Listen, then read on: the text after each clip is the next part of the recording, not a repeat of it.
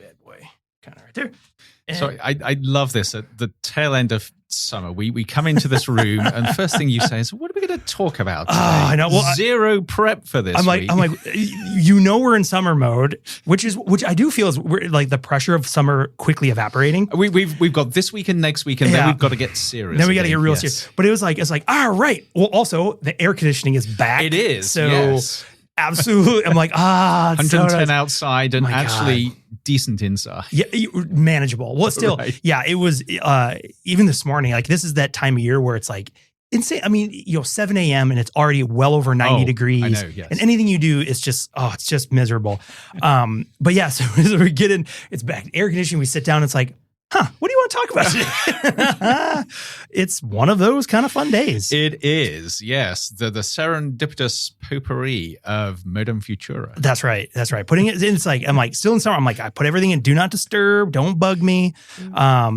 But yeah, I mean, there's a lot happening still. It's summer. I want to try to keep today, let's try to keep it a little bit lighter. I feel like we really got cranky on some AI stuff, which, hey, it is deserved. I feel like AI deserves some cranky pushback every now and then because it's a little insane. I will mention AI at least once though, because from the time that we last recorded to now, there's been this thing, like they've been dropping a new product / feature like almost weekly. I know, it feels. Yes. Back originally it was like the agent mode, then it was the education, the study mode.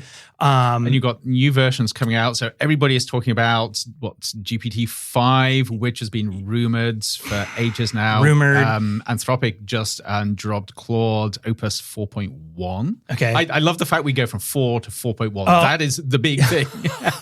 Well, it's someone who is so as a longtime Xbox owner, like you don't get too set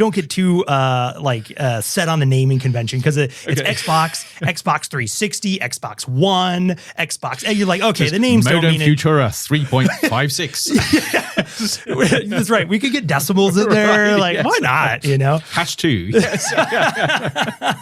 I like it. But also I was like, OpenAI just released their first, I'm pretty sure it's the first one they've ever done publicly is their open weight model. They have, which is huge. Yes, yep. And it is interesting because again, there's a part of me that wonders. And is this the one that they hesitated on? I know they were going to do something a few weeks ago, and Sam Altman said, we've got some concerns here, some safety, security concerns, so we're going to take this a little slowly. I don't know, but that would make a lot of sense. Yes, especially because it is open weight. It's available for people to download via, you can play with it in certain places online, of course, but you can go right to Hugging Face, which is a wonderful resource and platform where you can download lots of different kinds of AI models and things like that, that you can then install on your own machine and start having fun. And I'm planning to do that. I have not done it yet.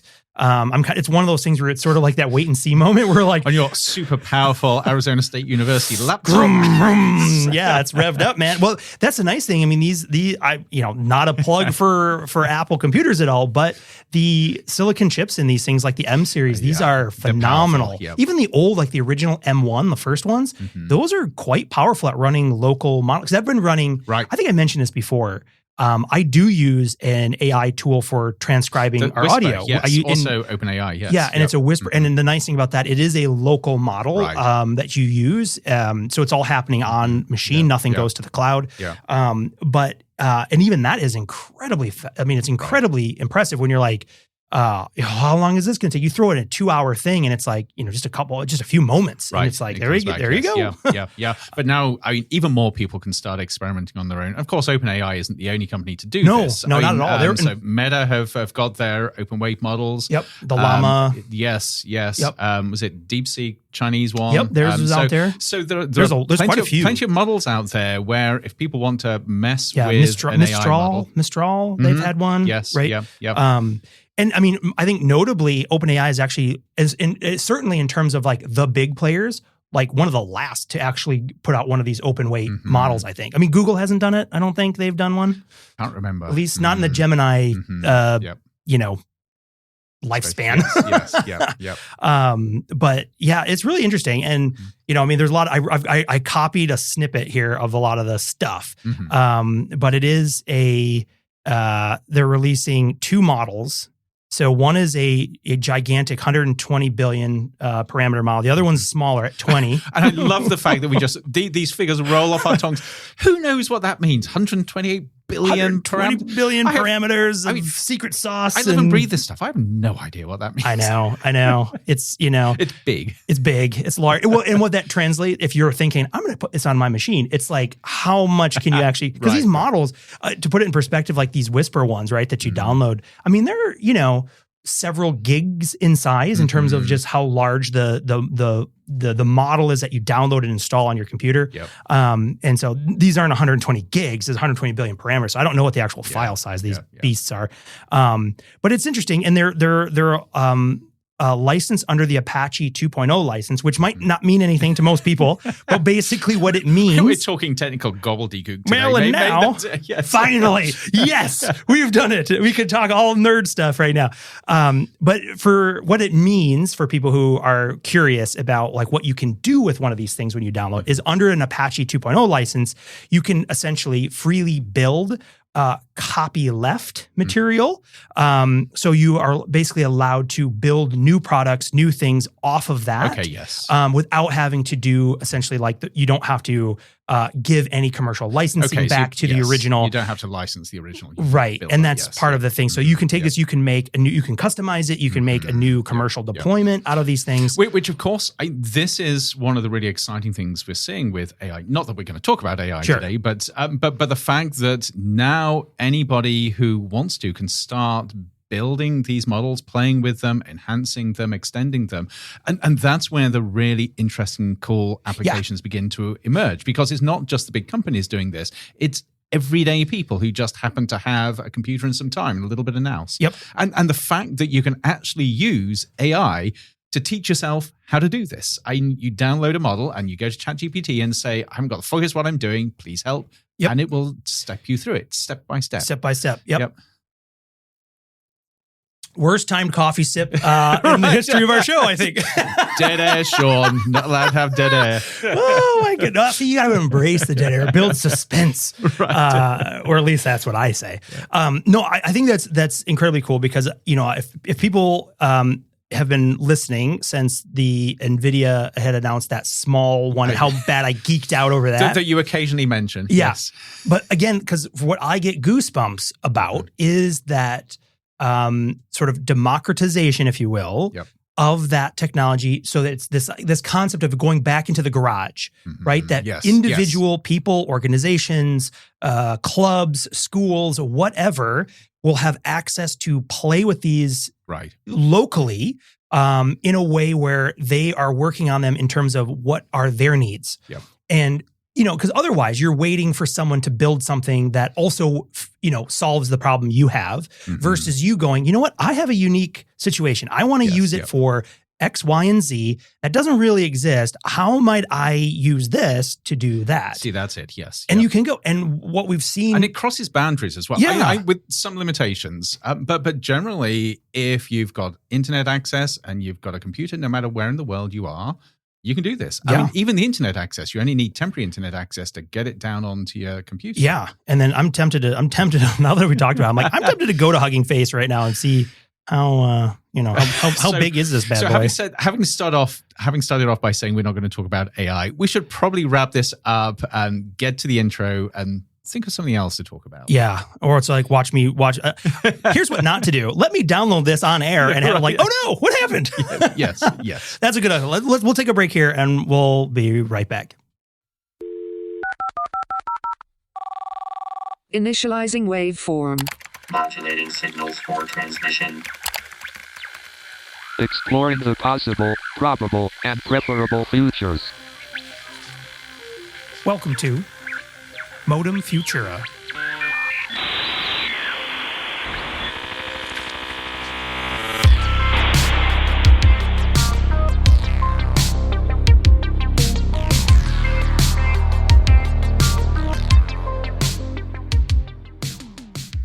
All right. Well, I'm Sean Leahy, joined by my podcasting co-host extraordinaire, Andrew Maynard. And that means this is Modem Futura, the show that explores the intersection of technology, society, and the possible, probable, and preferable futures, asking deep questions like what does it mean to be human in the future? So let's put the AI stuff behind us for a little bit, or at least as best we can, because it'll probably come back up. Right. What's burning? Because I've got one thing I drove in with, so I'll hold it. Okay, but I'm curious if there's anything burning on your mind. Well, as we were talking about earlier, I'm working on this really big book project at the moment, which with AI. We're not going to talk about that. But it lasted 10 seconds. But I would say this is just a glimpse into the mind of an author, because I write books, and the writing process is always interesting to me. It's really hard to start with, to get those words and ideas down on the page, and it's doubly hard because I'm not a writer. I've always been really bad at words and language, which means that it's blood, sweat, and tears getting them out. Which is funny to hear, because how many books have you officially published? A couple of books, yes. Right. Okay. Yeah. But it's because I've developed the discipline to do it, despite the fact that I'm not very good at it. But there is that point that I reach, and I'm sure other authors feel it, where you've got the raw material in front of you, and you start editing it line by line, word by word. And it's like sort of a sculptor will describe, you can feel that the shape, the form of what's inside that rough draft. Right. And you're chipping away at those words to reveal what's inside. And I love this part of the process, but it is all consuming. Yeah. So I have got nothing in my brain at the moment apart from the words. I believe the first thing you said this morning, you're like, I am not eating, I'm not sleeping. Right. I'm like, it's just all consuming. I know. I think it is fascinating. So so setting aside the AI portion of that. Yes. It's interesting to hear, just again, from someone who is a published author like that with books, to being like, I hate writing books. It's terrible.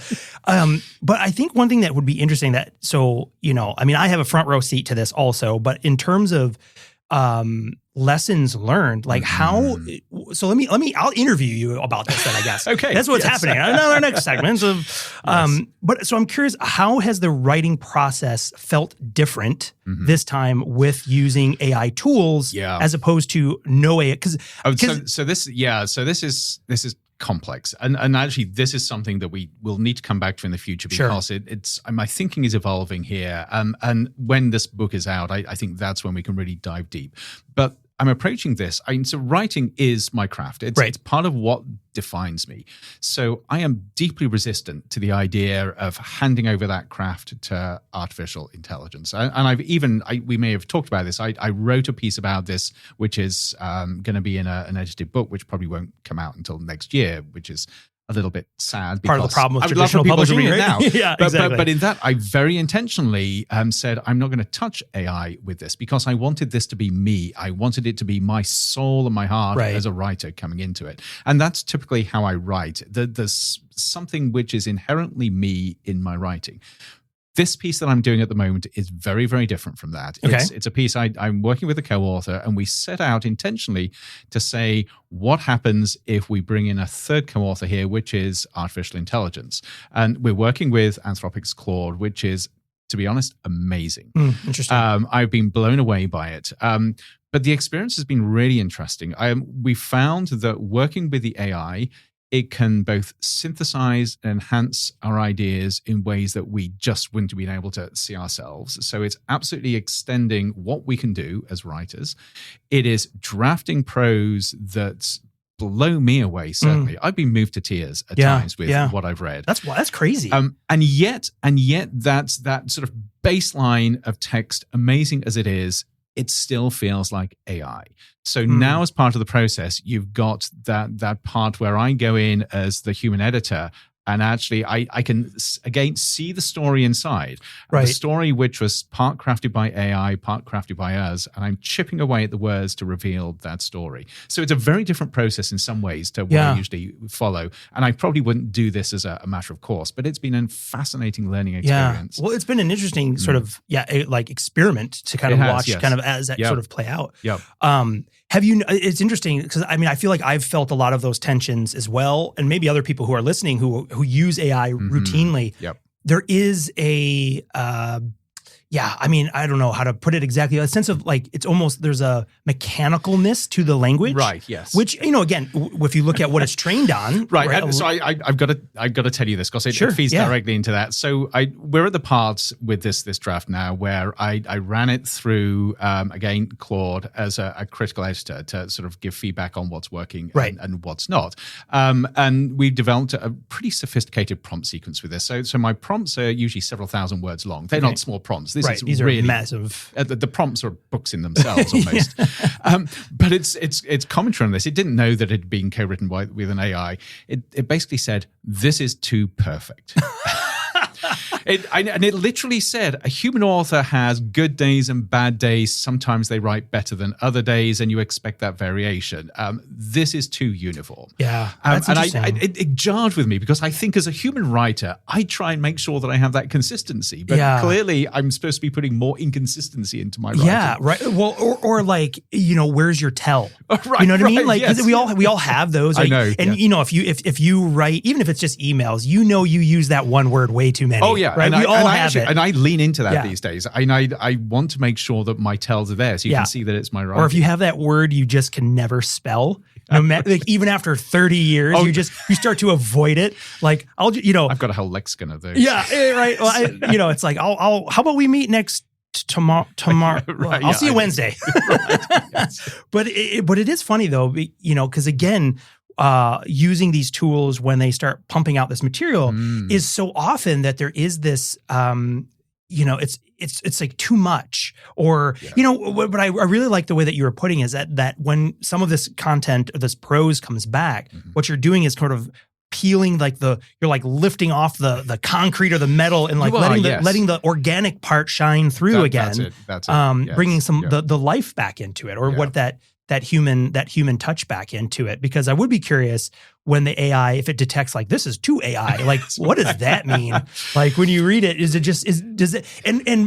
I'm actually a little anxious now, sort of when this eventually gets out and people start reading it, what they're going to think. And we're very upfront with the process. Yeah, that for sure. I mean, again, I think that's part of the power of it, right? Is like, because this is, again, I come back, I still can't let go of this, low grade background steel concept, right? Because it's beautiful. So if anybody is really confused by this, you have to go back to 3 episodes. That's right. It's a gem. But if you're new, if you're just catching up, or you're listening out of order or whatever, the concept is when it comes to artificial intelligence, that matches essentially this idea of radioactive isotopes in steel that occurred at a specific time in history. Yeah, think Oppenheimer, right? They're doing, the weapon testing, tests, all this kind of stuff. Was it the Trinity? That's the name of it, right? Trinity was one of the big ones. In New Mexico. Anyway, but it was such a massive global event that these radioactive isotopes, which are harmless, but they contaminated steel. They contaminated. So you got sort of pre-steel and post-steel, but it's the same with AI. You got your pre-ChatGPT and post-ChatGPT with the AI-generated content. I wasn't alone, but early on, I remember specifically, and I did the most, annoying academic thing is I wrote a paper and put it in the title. So it's like, it's there, a record. That's my record. But calling these, you're referring to the Gen AI explosion as a Cambrian explosion. Yes. Same kind of concept is that looking back through time, you can identify a point where there is a record that is different above it or below it, depending on something that happened, right? The Cambrian explosion, life, right? We have a massive explosion of life fossil record. With the low grade steel, there's this massive impetus of a techno signature from a species who was able to control nature in a way that is not, as far as we know it, not an easy thing to do. And then I think, so what's interesting is, again, having this, this new, we're on the, what would you say, the north side, the top side, the right-hand side of this line? I guess I have no idea but I guess if you think about a timeline. But you can see it infused in everything, in sort of what you read, but especially in images. So I still feel very much that looking at AI images, there's a signature there. Where, individually these images are very clever, they're very smart, they're very polished, but they've all got something of a sameness to them. And I'm getting to the point where I'm desperate for some human messiness. Yeah. Well, and I think, I think again, if you're thinking in pendulums, things swing. The duration of that swing can be generations, it can be decades, or it can be months, right? Or even minutes, depending on who you are, right? Yeah. But, coming back to, I think there was a lot of fear and angst over initially a lot of especially the image tools, right? All the graphic designers are out the window. And there might be a case where there will be a reduction of the fringe of where some of those people were. Mm-hmm. But I think, as with all these things, once you swing so far to one side, you start going, oh, it was nice before when you had, and again, if people who are listening to our show, if they follow along with like the LinkedIn newsletter, I use, I put a cartoon illustration. You do, yes. And those are all AI generated. Yes. They're usually I don't spend a lot of time or effort on it, which you might be able to tell. Did I ever tell you I'd noticed? No. Sometimes I have a third head or something, you never know. Yes. But what's interesting is even those styles, you're like, they're boring. They start to get boring. They do, even though technically you're like, because what is wearing off? And this is, again, this goes back, I think there's no shortage of clips. They're like candy. It is. First time, mind-blowing. Second time, nice. 20th time. You're like, whatever. And that's kind of what happens. And I think, whether it be the writing, whether it be these things, is once the luster of the impressiveness of these tools wears off, you then start going, okay, well, that was cool and that was shiny and it caused a bunch of, people to, run around like crazy. But now let's kind of settle and get a little bit more serious. And then you start going, where's the human touch? Where's the organic nature of it? Yes. Not that you will say you can't use AI, because I don't think you can anymore. Because again, we're past that threshold. That's right. AI is here, but then how do you find the humanity with it? And so it's no surprise that this podcast is coming from an initiative called The Future of Being Human. Yeah, we might spend some time thinking about this. I'm really, really disappointed that in our efforts not to talk about AI, we've ended up talking about artificial intelligence. I know. Well, but I think one thing and I'll steer us away. I've got something we can talk about. But I think that is also a reflection of the world that we are sitting in. Is that very much you can't avoid it? It's like trying, it's in the air we breathe. It's in the air. Yeah, very well maybe. Not, yes. I just inhaled some GPT-5. Oh no! Now if we're living in a simulation, maybe yes, this is true. Well, one thing I will point out, though, I'll end with this about the AI piece, because it brings a little, so people who are also looking at more of the serious transitional technologies. So Gartner Hype Cycle. Yep. I think we've talked about some of those before. We've touched on a couple of times. Real quickly, just a background for people who are new to these. These are essentially a tool that is used to just plot as essentially the innovation of a new idea or technology over time. And how it typically moves. That's right. And there's a standard curve for this thing. So I'm going to draw you this curve if you're listening. Draw it in our minds, That's Sean. Right. Yes. That's right. So if you're a visual person, think deeply about it. But I mean, if you think about it, as you would see, look at a graph, right? So it starts in the lower left-hand corner and goes up like a big mountain and then comes way down. Into a trough. Into a trough, the best place, the trough of disillusionment. Yes. And then it slowly comes back up to a slope. Yes, And so the point of this curve is that the curve stays the same because it's just a model for where these things are on a trajectory. And so when things are brand new, they start on that left-hand side and then they rocket to the top of that peak. So think of like a wave, this mountain. Can you remember what we call the peak? The peak of inflated expectations. Right. And that's where the biggest hype happens, which is like, it's going to change the world. Life is going to be different next year than ever before. I used to use an example when I would do like a talk with a big group of people. I used 3D TVs because we've been far enough away from them. The financial sting of if everyone bought one, but it was at a time 3D TVs, right? Were there? Oh, this is the most amazing consumer product, whatever. Very quickly did that thing plummet down into the trough of disillusionment, which is just and everything does that. When the hype bubble bursts and everybody realizes there's nothing really that's right. here. And it's not, and the thing that some people I think might get confused with, because the names might sound a little pejorative when it's like the trough of disillusionment. And what it really is referring to is like nothing It's mythic, really. Yeah, I mean, this is the right. journey. Yes. Nothing. Oh, we should do this is giving me some ideas. We should do something fun with this. Like the journey of the hype cycle told as like one of those 5 stories. Forget about the hero's journey. Oh, forget about it. We got the hype cycle journey. Yes. It's just laying all there. This is beautiful. Even with like a redemption arc and everything. Well, you could probably actually. Oh my God, this is really good. Superimpose almost any movie. So this is a total aside before you get to the Trough of Disillusionment. It kind of is a witch hat, really. But I remember years ago when I was teaching a class on science communication, and I was trying to sort of capture this idea of, at the time, the hero's journey and apply it to a movie. And if anybody remembers the Paddington movies, there are 3 of them now. I used the first Paddington movie because I thought this was wonderful. You can sort of see the narrative arc. You can kind of plot it out. And the 2 grad students who I was working with looked at this and said, "Do you think anybody has ever seen that movie?" But yes, we could apply the hype journey to any movie. It's great, and also I think if anyone's out there going, I need a good band name. I'm like Trough of Disillusionment. These are great band names. Right, also, I'm just saying. Yeah.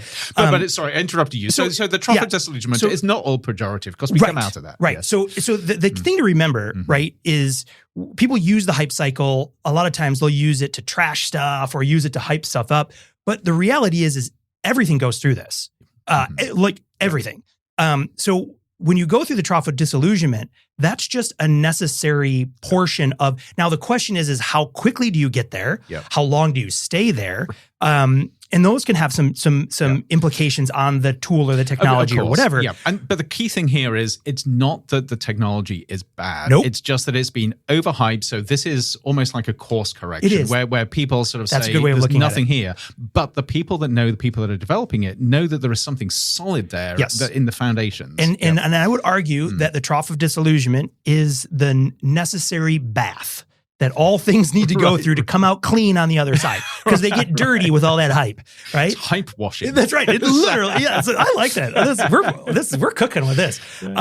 So the point of that Trough of Disillusionment is to shake off the hype, to say, no. Not that it has a point. I mean, this is just something that happens. It's observational. That's right. There's nobody sort of saying, okay, AI has reached this point. We're going to press the Trough of Disillusionment button now, and we're going to bring this about. No. We observe this happening. And the faster, and to be honest, it's a necessary step because what comes after it is where the real magic with these technologies or innovations. These aren't always like a concrete, like a tool that you can touch. Sometimes these are bigger concepts. Yeah. And that is when it goes up to the slope of enlightenment.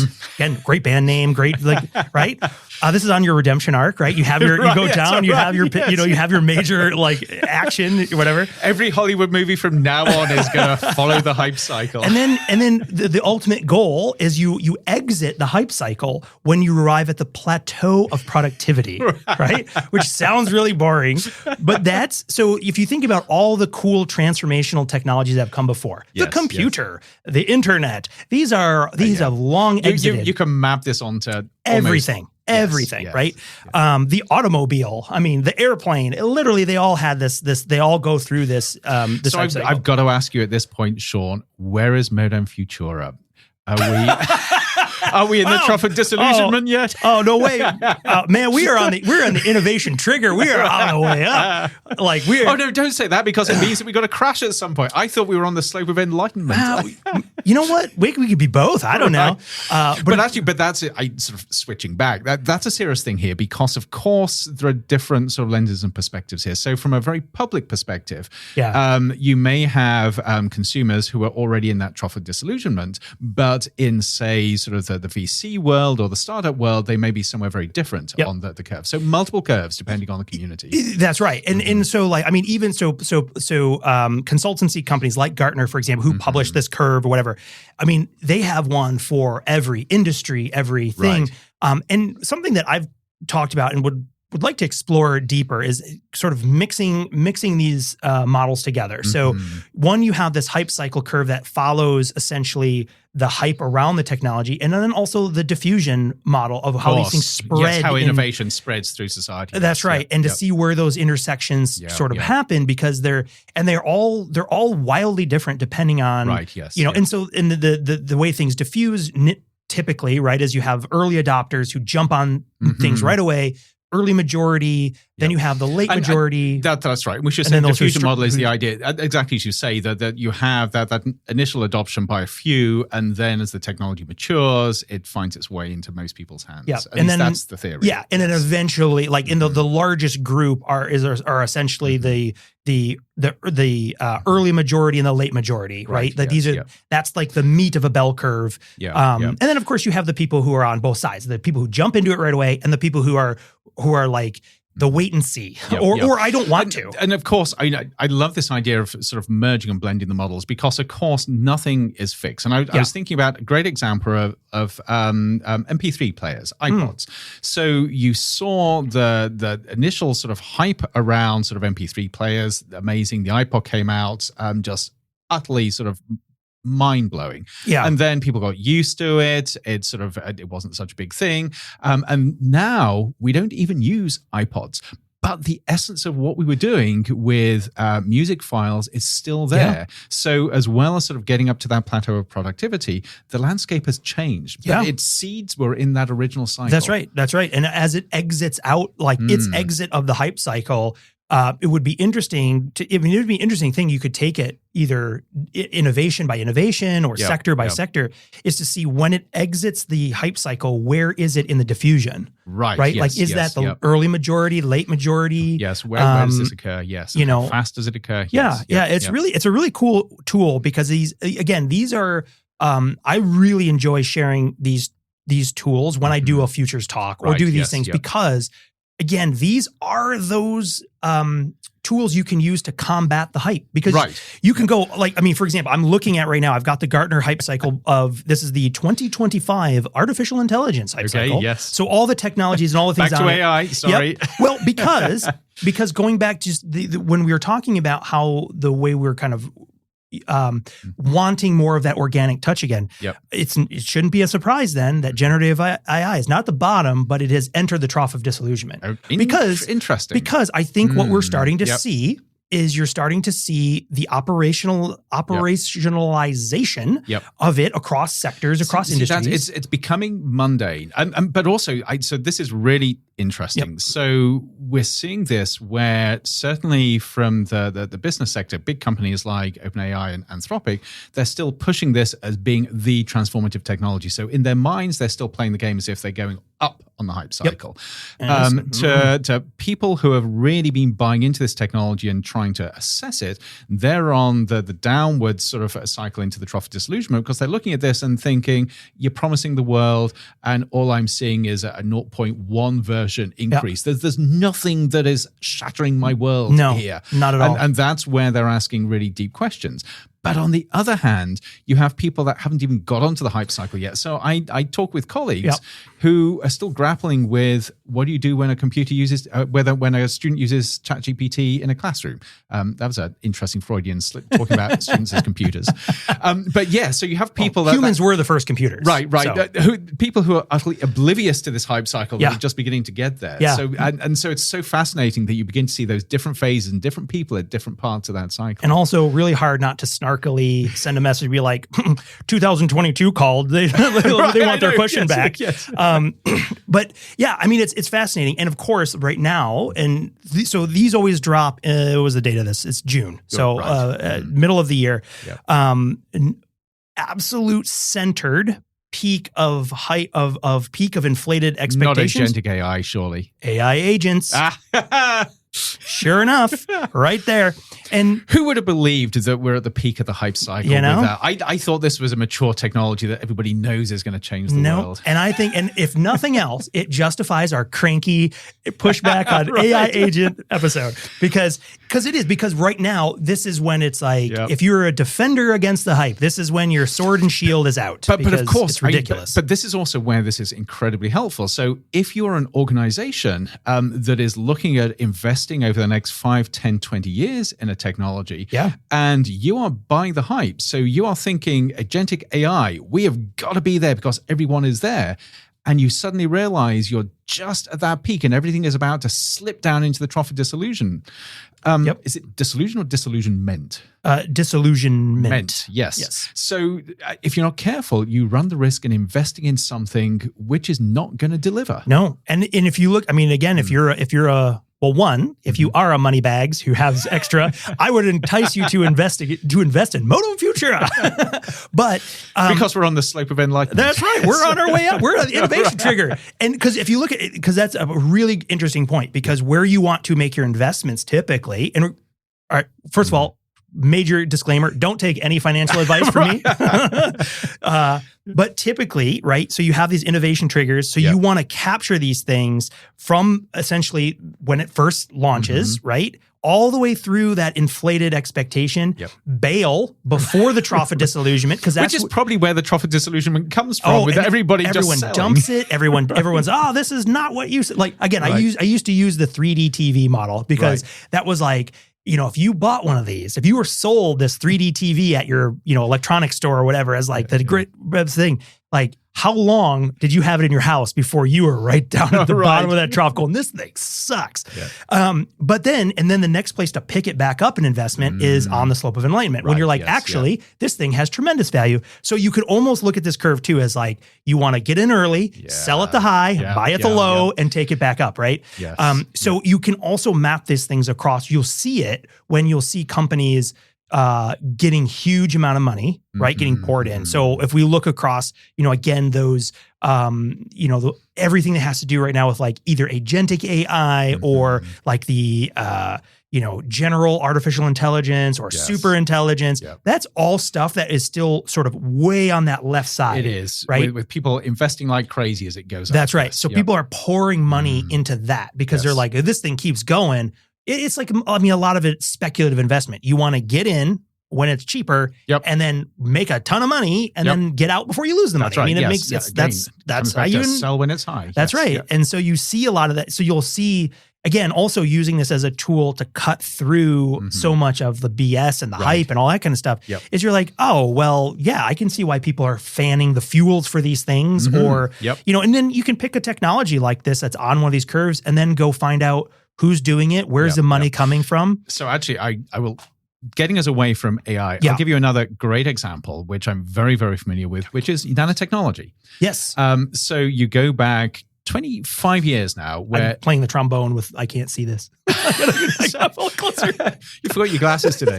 Oh, geez. So for those who are listening, I'm trying to talk to Sean and he's picking up his computer to within 2 inches of his eyes, peering at it. Because it's a picture. I can't enlarge it too much. I have to literally bring it closer to me. Oh my gosh. But anyway, nanotechnology. So early 2000s, massive excitement around this, a huge amount of hype. Nanotechnology was going to solve every problem in the world. Massive investments, and then sort of disillusionment when people realize actually this isn't going to solve every problem in the world. And if you look at the headlines, I mean, early 2000s, loads of headlines in mainstream media about nanotechnology, this nanotechnology, that. By 2005, 2006, completely disappeared. Nobody was talking about nanotech. And yet now you begin to see really strong products and progress coming out of that fundamental research that was going on. So even though nobody really talks about nanotech these days, it's underpinning so much of what we do with technology. And so now you're beginning to sort of come back up onto that plateau of productivity where this is now a foundational technology that is enabling things, including the chips that are fueling artificial intelligence. Oh, sure. I mean, and the fact that there's so much, I mean, that's one of the tells, right? Is again, the length of time, whatever it is, lives on that hype cycle, like the curve, right, is in some ways irrelevant to its long-term success. I mean, again, think about all the things that enable all of the crazy, amazing things that we do today. They're nowhere on here. They're gone. They're way off, right? Because this is, and again, the time frame, that's another thing to consider. The time frames are like fungible. But generally speaking, the way like this particular tool will map these things out is usually the longest it'll give it is a 10 years or more. Right. And those are usually very speculative technologies. Like, I mean, going back to the nano stuff, that was one that was always on there because it used to creep students out, was smart dust. Oh, yes. Yep. And so, but it was like smart dust. I don't think it ever left the bottom left-hand corner. It just, it was like, And smart dust and as the idea of the sort of, these little sort of micro or sort of nano-sized particles that can surveil, they can record, they can report back. So terrifying, really. Everywhere is just scattered with these things. Was it there? Oh my gosh, it wasn't a Michael Crichton book, Prey? Or no? Oh, Prey was his big nanotechnology that was a book at the height of nanotech hype. Yeah. And that freaked everybody out because it was a story about how nanotechnology goes wrong and completely threatens life on Earth. Well, I just remember too, I mean, I think if I read it whenever that came out, so it's been 20 years probably, right? Yep. As I remember, something particularly freaky was this cloud of nanobots that would basically could change your face. Right. Like, yes, right. So you think about, you're like, well, today I want to look, I want to be more handsome today. But of course, I talk about hype cycles. When that came out, that was sort of astounding stuff. Now there are so many movies where you see something similar that it's a shrug and it's seen that already. Seen not it. Interested. Yep. Yep. Yeah. Well, it's really interesting. And I pulled up all this hype cycle talk got me all wound up. So I just pulled up the emerging technologies one, which is a more interesting catch-all. And it's interesting to see. Again, it overlays. You'll see a lot of things like the AI agents again, right smack dab in the top. Yep. But looking further to the left, it's interesting to see some of the things that are kind of popping up here. So of course, there's more AI stuff in there, but it's more specific uses, right? Okay, yes, so domain-specific Gen AI tools or things like, and of course, but really interesting to see other things over there too. So spatial computing is still way over on the innovation trigger. Very interesting. Which is things like Apple's Vision Pro. Spatial computing is something that I get really excited about because, what's exciting for me about like the concept of spatial computing is not in necessarily the narrow perspective of that technology, but also in the potential ecosystem of what that means. Of course, yes. Because it was, we were talking back when we did the World Economic Forum, the 10 technologies to watch, right? This idea of this distributed sensor network and how, again, we think about these next levels of interaction with each other, with environments, having spatial computing devices that, and there's another branch. I don't know if it's technically inside spatial computing, but ambient computing. Okay. Which is a really cool concept where you have devices, when I say devices, I mean this could be a lamp, it could be an object that is digitally controlled, not necessarily what you think of as like a laptop or desktop computer, that can respond to an environment to whatever. A simple example is weather. Right. So an ambient computing device, for example, you can set up that you can do now with like in-home, smart home kits and things like that. So you can have, for example, a light in your office or your home that the color of the light tells you what the temperature is, right? Yes, if it's blue, it's cold. If it's red, or warm, whatever. But it's a way of providing people in an environment information in a very subtle, not obtrusive way.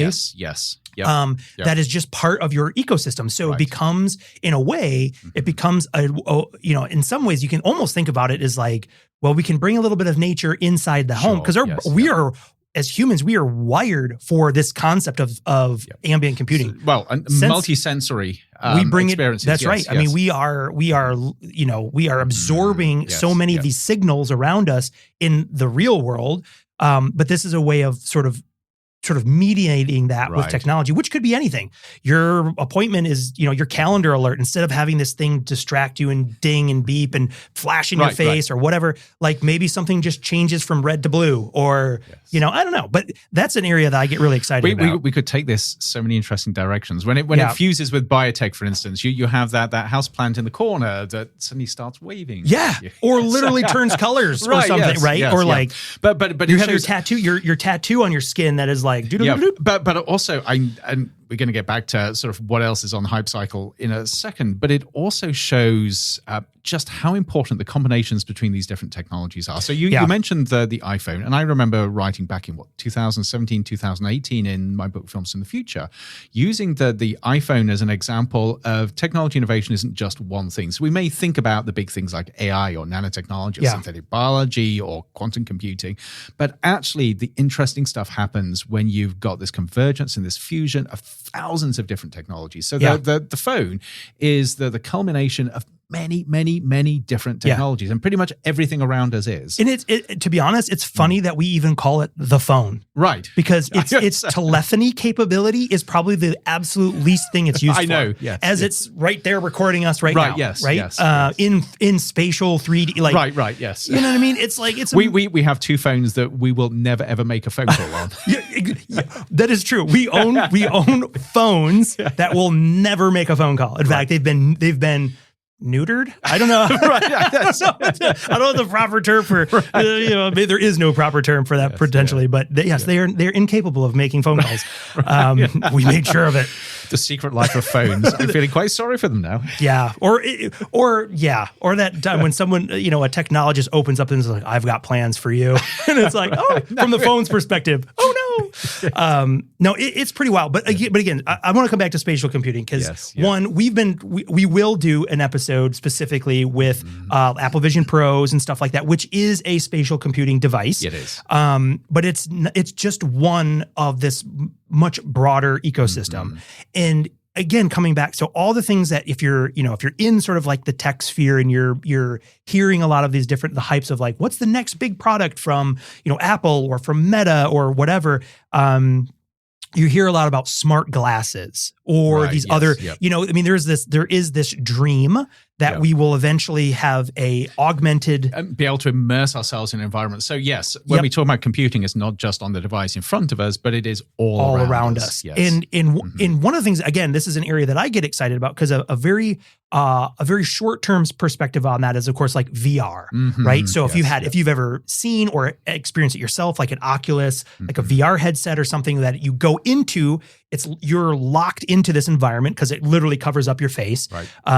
It's like this gigantic toaster on the front of your head, but then you're in a completely virtualized environment. Some devices like the Apple Vision Pro and the new Meta Quest, they do pass through. So they'll bring video camera pictures from your surrounding real world and bring those in.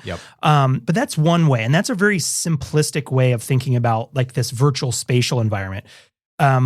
But for me, again, where I get excited about it is the interconnectivity of the physical space you're in, the devices that you have, and your personal, your PAN, your personal area network.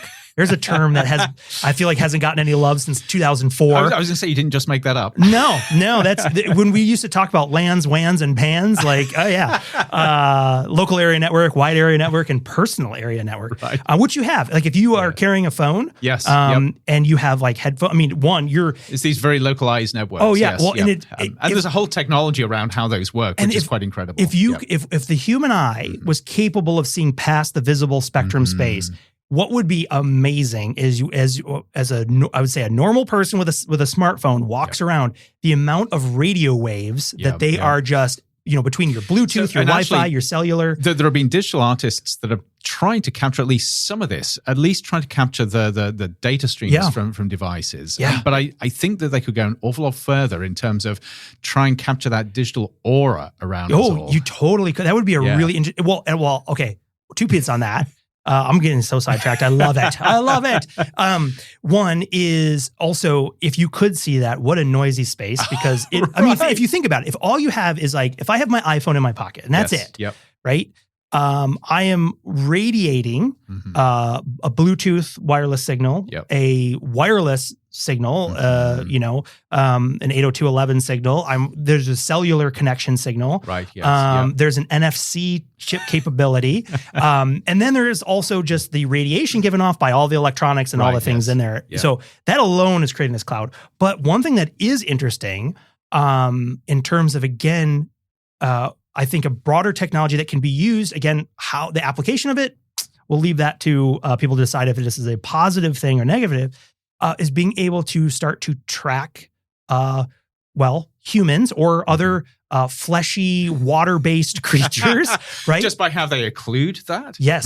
So what you can do, in fact, you've been able to do this for a while, but there's even technology that we use. I've used it here at ASU's campus, for example, that detects people based on essentially how they disrupt a Wi-Fi signal. Interesting. And so you can put in these very low power, they're very safe, they just flood the area with a spectrum, like 2.4 gigahertz wireless spectrum space. And through the disruption of that radio signal, you can start to go identify bodies. Yes. That is a person, that is a person, that is a person. Yeah. And the more sophisticated you can put those sensors in, not only can you start to see generally where people are, you can get some really scary levels of accuracy. I hate to tell you this. We've sort of done that in the optical spectrum with cameras. Yes, but you can see through walls. Right, yes. You can see. That's a nice thing. If you know this, because if you sit a room away from your router at home, you still get your wireless signal. That's very true. And so then so this is the X-ray version. This is again, if you're not looking in the visual space and looking in this spectrum, the wall is nothing. It goes right through it. With some feedback, and again, if you live in an old home, but again, you know how this works. But think about that. We have created this whole environment full of these signals and these waves and these data streams, which are invisible to us, but we can't make visible. Yeah. But this is all human created. Yeah. Before we had these systems, none of this existed. It was quiet. Right. Yes. I mean, and so, it is fascinating. And so if you think about it like this, right, especially if you're in a more densely populated area. So like a shopping mall, a big city, university, whatever. When you're walking down the street or through the hallway, in some ways you are just kind of carving through this, like these waves, right, that are bombarding you. So you are leaving. If you could see that space, it's like you would leave this echo trail. In my head, this is probably because the new movie is coming out. I have visions of Tron, the information data superhighway, where everything around you is constructed by data. Actually, it's got Matrix vibes as well. Yeah, you just need to take off the goggles and see the ones and zeros. See the ones. Yes. If I could get a light bike, man. Game over. Well, literally, probably, because I'd probably crash it. That'd be the end of that. But I find it so fascinating because on one hand, it's easy to sort of say, oh, this is just sci-fi, this is ridiculous. Yep. But it's not, because we are fully immersed in this environment, which is so data rich. And we can't see it, but we can make it visible with devices. We can. And then I come back and thinking about this, again, I was like, okay, let's move down 50 years, 75 years, 100 years. And one thing you could hope, right, is, and we've talked about this back when we talked about electric vehicles and self-driving cars, is as the world, and again, the thing itself doesn't have to have a chip to be recognized in an ecosystem or an environment that has these sensors, is you really can start to build out a live model of everything that's happening. That within a range, right? Within a bubble. But you can start to think about the movement of people, cars, and other things in a busy intersection. Right. Yes, that the intersection can respond in real time to what is happening. Because it's actually detecting that. Because it's actually detecting it. And it can know, that kid just ran across the street. Let's shut all, red lights, whatever, go up. Let's try to do whatever we can. Maybe at that point, if it's 100 years, some robot comes out and says, you can't do that anyway. Right. Who knows? But the potential for these systems to start to talk to each other is really incredible. I mean, one, there's a dark side there, of course. So I'm going to bring this back to AI. And I'm looking at the clock because I have this ambition of wrapping up before we hit the 60-minute mark. That's and I'm now going to discover you've got another thing that you want to. We didn't even talk about the thing I brought in my pocket. We didn't save it for another day. But I did want to bring this back to AI because this, I think, is where things get amazing and scary. So we've got all of this data flowing. We're generating it. We're absorbing it. We're immersed in it. We've got this ability of sensors to be able to sort of see this and make this visual. But you've got an incredible complexity of signals and patterns there. And the only technology we know of these days at the moment that can make sense of patterns that are way too complex for the human mind to comprehend is artificial intelligence. Yeah. And large language models and their equivalents, this is what they do. They're trained on gazillion sort of bits of data. and they're trained to see patterns and associations between those so that they can predict what comes next, whether that's words, whether it's pixels, whether it's complex data streams, whatever. Yeah. So then the question comes, are we reaching a point where with this amazing immersive digital environment, AIs can not only see it, but they can interpret it and understand it in ways that are way, way beyond human comprehension? Yeah, I think that is fascinating to think, to chew on. Right. And which is fine if they have no concept of what it means. But what happens when AIs, if they do this, become to be aware of the meaning of things around them, or they can construct meaning? Yeah. What happens then when they are able to experience an environment that we live in, but we can't comprehend, and they can understand not only what that means to them, but how to manipulate it? Yeah. And also an ability to detect other types of signals of other life forms and other things to see how it all connects. And we're sitting there, they're like, wow, we've discovered the meaning of life. You fools. It's been right in front of you this whole time.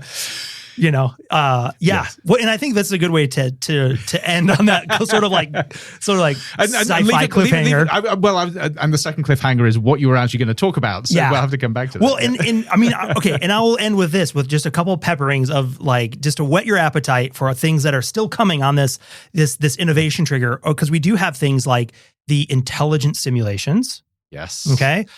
Physical AI. Which is a huge one to talk about. Yes. An embodied AI. Yes. Yes. And when it can start to really do things in the real world by itself. Yeah. Lots of fun stuff yet to cover. We're scratching the surface of it. That's what I love about coming in on the summer. We're like, what do you want to talk about? I don't know. Let's pull this thing up. The next thing you know, it's like, we've got more to talk about that we could stuff into, a month worth of stuff. But we'll save those for another show. How about that? That sounds good. Awesome. In the meantime, from Modem Futura on the slope of enlightenment. That's right. That's right. Taking investment now, which you can. Speaking of, you can invest by leaving us a rating and review. There we are. Yes. Still, it's a social investment. It is a social investment. It's been, again, tremendously fun to see our episodes hitting tops of charts here and there. Just absolutely fun. And we can't do that without the help and support of our listeners like you to, again, help us get into these machines and be recommended to other people who are looking for these types of conversations, topics, and explorations. And the very few who just want to hear us laugh about stuff. But again, so Andrew, thank you. Thank you, Sean. And we'll see everybody on the next episode of Modem Futura. We'll see you then. Demodulating signal. Modem Futura is a production of the Future of Being Human initiative at Arizona State University. Be sure to subscribe on Apple Podcasts, Spotify, or wherever you listen to your favorite shows. To learn more about the Future of Being Human initiative and all of our other projects, please visit us on the web at futureofbeinghuman.asu.edu.